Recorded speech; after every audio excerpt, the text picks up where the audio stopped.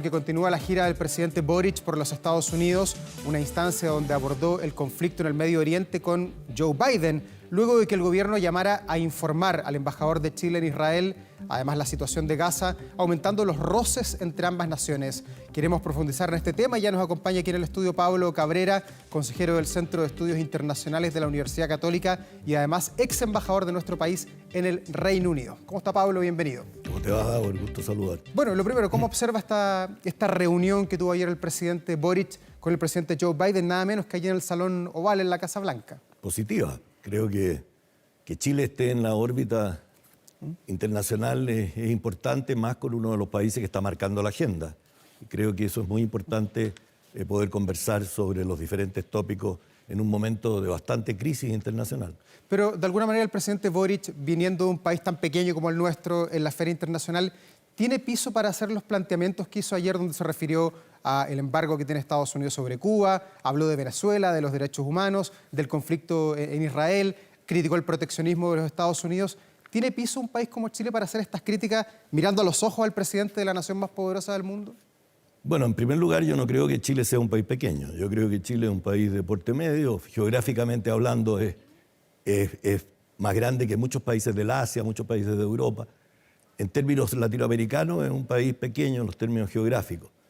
Pero creo que plantearse en la agenda internacional hoy día, en términos de transparencia, en términos de ir mostrando posiciones, creo que siempre hay piso, porque las relaciones internacionales son democráticas, cada país tiene un voto en Naciones Unidas, cada país está considerado, y desde el momento que lo reciben de igual a igual, como es el tema de las relaciones internacionales, como debe ser. A veces la oportunidad para plantear algunos temas se puede diferir, ahí donde hay matices respecto a cuáles son las prioridades. Creo que el presidente de la República tiene muy claras cuáles son las prioridades que tiene Chile. Y en ese contexto, por lo que hemos conocido, parece que planteó algunas prioridades que están permanentemente guían los principios y los lineamientos de la política exterior. Pero ¿cómo se aprovechan estos 50 minutos de relación y de tiempo que cede el presidente de los Estados Unidos a Chile? Porque se habló mucho de la contingencia internacional, pero por lo menos lo que ha trascendido de la reunión, al parecer se habló poco de Chile. ¿Esta instancia es para hablar de temas internacionales o de la coyuntura del país y los problemas que tienen las naciones? Bueno, yo creo que es bueno que también los presidentes conozcan qué es lo que piensa otro presidente sobre la situación internacional cuando la agenda y el nuevo orden internacional está en plena construcción, ¿no? Se habla mucho y a veces no se sabe qué es lo que se piensa. Creo que esa entrevista tiene que haber estado preparada, se veía al presidente Biden incluso con una guía sobre los temas a tratar, y me imagino que en los temas bilaterales, cuál era lo que convocaba la reunión, que eran temas bilaterales en conjunto con otros países de la región para tratar temas de inversión, temas de desarrollo, temas de medio ambiente, temas de energía. Creo que esos temas habrán estado en las partes que trabaja con los equipos, pero con el presidente de los Estados Unidos a veces uno tiene que pensar, ¿qué es lo que hago? ¿Hablo yo o habla él? Y yo creo que son pocas las posibilidades que tiene de hablar con él, así que a veces a lo mejor en este caso optó por hablar él. Pablo, mientras conversamos nosotros estamos revisando también imágenes de lo que sucedió ayer en el Salón Oval. ¿Cómo viste al presidente Joe Biden con 80 años buscando la reelección? Hay varios comentarios de que se veía disminuido en el día de ayer en esta reunión. Bueno, ese es un tema que está en boga en los Estados Unidos. Está muy marcada la agenda de los Estados Unidos por la elección presidencial del próximo año. Y creo que comienzan también las primarias luego. Y las encuestas van señalando que el presidente Biden está con dificultades para alcanzar la reelección. Y primero tiene que lograr la nominación de su partido. Creo que los 80 años, después de haber conducido el país por 4 años y haber sido vicepresidente por 8, obviamente que eso le pesa, ¿no? Pero me parece que es un hombre que dadas las condiciones que existen hoy día y dado el rol que tiene Estados Unidos en la agenda, estará cumpliendo su papel. Podrá estar más cansado, de acuerdo, ha viajado mucho, tiene muchos problemas encima y tiene que lidiar también con el Congreso en lo que se refiere al engranaje y al funcionamiento del Congreso en Estados Unidos con respecto al presupuesto y a otras materias. Pablo, y respecto al presidente Boric, que lo vimos ayer en esta reunión bilateral, luego entregó un punto de prensa De a poco Gabriel Boric se va consolidando como un líder latinoamericano, planteando temas del mundo más allá de lo que sucede al interior del país. Y te lo pregunto específicamente por lo que pronunció ayer respecto a la guerra entre Israel y Hamás. Habló de una respuesta desproporcionada, hizo críticas allí mismo en suelo norteamericano respecto a lo que estaba pasando. ¿Cómo se lee eso? Bueno, yo no creo que Chile esté en condiciones de liderar nada. ¿Por qué? Porque nosotros somos un país que no estamos en el centro de las tomas de decisiones internacionales. Somos un miembro de Naciones Unidas, somos un país importante, que tenemos una historia, que la estamos tratando de combinar con la dinámica de la globalización. Tenemos un acervo, tenemos apego al derecho internacional, promoción de la democracia, muchos elementos que la conformación y la configuración de nuestro territorio nos ayudan mucho en la agenda global de hoy día, en los temas de medio ambiente, en los temas de cambio climático. Pero no estamos para liderar, nosotros no tenemos ni presupuesto, ni gente, ni capacidades como para liderar, pero sí tenemos mucho para coordinar. Y creo que ahí es donde se debería poner el acento, en coordinar políticas de América Latina. Yo eché de menos quizás una posición más coordinada de toda la región frente a los temas de Israel y Hamás, y también en lo de Rusia y Ucrania. Hay posiciones diferentes. América Latina nunca se ha caracterizado por marcar los puntos duros de la agenda, no ha trascendido a la agenda. Siempre nos quedamos en los temas de la extracción de los recursos o los recursos naturales, etcétera, y con mucha retórica. Y la promoción de la democracia y el derecho internacional y los derechos humanos. Y yo creo que hoy día justamente estamos en una crisis del derecho internacional. Y si hay algo que caracteriza a Chile en su historia y en su acervo diplomático ha sido el apego al derecho internacional. Y también el tema de los derechos humanos, yo creo que hoy día ya estamos en el momento de empezar a hablar de la dignidad de las personas. Porque los derechos humanos se sobrepasan todos los días. Hay guerras. Yo acabo de estar en Europa, en un pequeño periplo, y sentí más de cerca lo que es el drama de la guerra y las migraciones, que aquí las vemos un poco lejanas. Hemos tenido circunstancias, pero propias del tema de las migraciones, y las hemos tratado con mucha atención y con mucha prioridad. Pero veo que estos temas, que son importantes, no te voy a decir que no son importantes, sí, son temas que son señeros en la política exterior chilena y van a seguir siendo. Pero yo hoy día creo que hay un tema cultural y un tema geopolítico de mucha importancia, donde hay que mirar dónde estamos, qué es lo que ven de nosotros y cómo podemos colaborar. Y ahí es donde veo la coordinación, o sea, en el fondo, resetear un poco nuestro posicionamiento estratégico de cara a los grandes problemas, porque hay una crisis del derecho internacional. O sea, sobrepasado el derecho internacional en muchos niveles, y yo creo que ese es un acervo chileno que tenemos que enfatizar. Nosotros tenemos nuestra frontera por tratados internacionales. O sea, mire, yo le voy a decir una cosa. Dag Hammarskjöld, en el año 53 y 61, fue el secretario general de Naciones Unidas, trágicamente desaparecido. Sí. Y en un momento de tensión internacional dijo que justamente la progresión del derecho internacional no se hace solo por los tratados internacionales. Se hace con liderazgo, confianza y con acción específica para poder lograr la paz y la seguridad internacional. Pablo, y en este conflicto, ¿cómo observas el rol que ha jugado la Cancillería chilena? Llevamos casi un mes de conflicto entre Israel y Hamás. Hemos visto críticas que se han vertido sobre el canciller Fark-Claveren, y ahora también hay todo un cuestionamiento a la decisión que tomó el presidente Boric de llamar a consulta que regrese a nuestro país el embajador Carvajal, que era el representante de Chile ante Israel. ¿Es una decisión correcta o no? Mire, está dentro de las prerrogativas del presidente de la República y de la política exterior de Chile. Siempre se ha usado el tema es para qué se llama al embajador a consulta. Porque si se llama a consulta quiere decir que va a volver. O sea, se llama para ver, para conocer de primera mano qué es lo que está sucediendo, o porque las informaciones son muchas. Chile ha condenado categóricamente el asalto de la violación de Hamás a Israel, y la reacción de Israel, que en los marcos de Naciones Unidas ha habido una resolución donde se señala que ha sido una reacción desproporcionada. Sí, pero ¿qué expectativas de regreso tiene el embajador de Chile, pensando que el comunicado donde se le llama a informar dice que es por la invasión que está haciendo Israel sobre la Franja de Gaza? Bueno, y eso no hay ningún atisbo de que vaya a terminar en el corto plazo. Bueno, una cosa es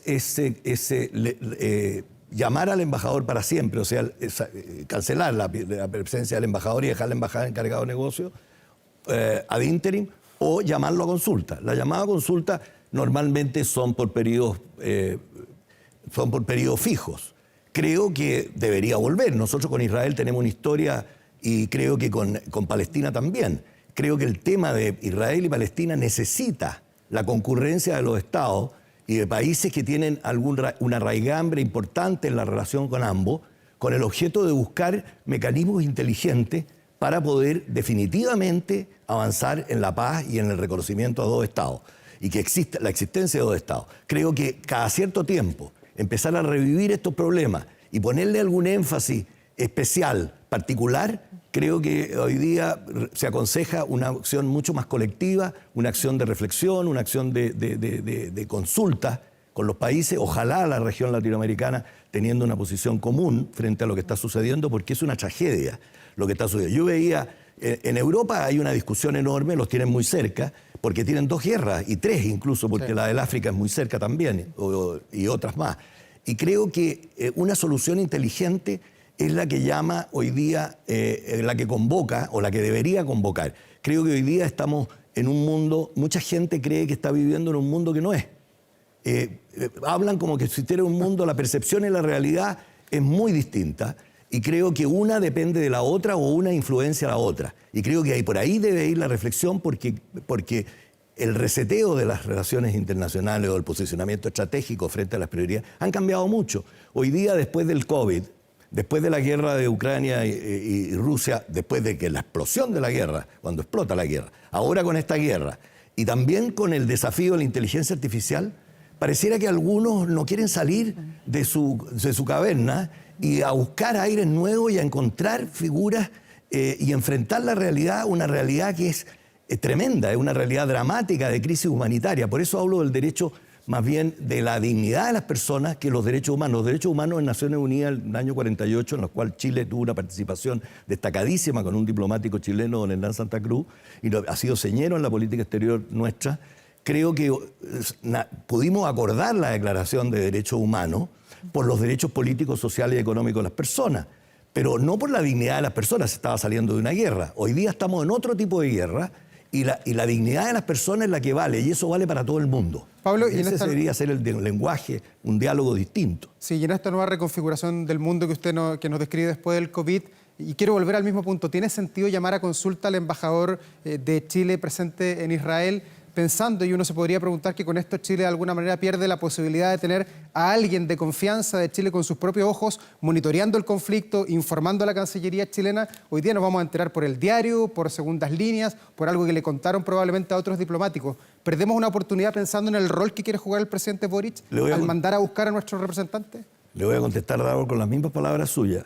Fue llamado a consulta, y esperemos que sean consultas. ¿Pero eso fue apresurado o no? No creo, está dentro de las prioridades. ¿Quién soy yo para decir si fue apresurado o no? Yo no estoy en el día a día de la Cancillería.